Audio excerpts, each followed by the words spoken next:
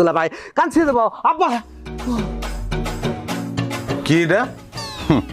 শুনছি তো ছোটবেলা থেকে ছোট মাছ আর শাক খাইয়া বড় হয়েছ, চোখের জ্যোতি নিশ্চয়ই নষ্ট হয় নাই। যেটা দেখতেছ সেটাই সত্য।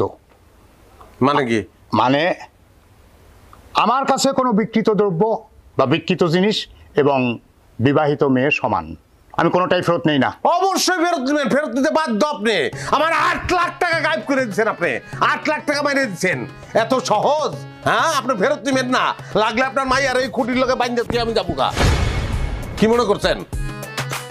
স্যার দর্শক তোর বাপের লোক ঝগড়া করতেছি, এবার হাত ধরে সরেন থেকে।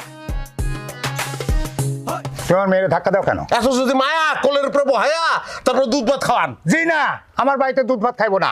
ও তোমার বাড়িতে থাইতাই তোমার লগে পান্তা ভাত কাঁচা মরিচ দিয়ে ডইলা ডইলা খাইবো, তাই না রে সাইমা?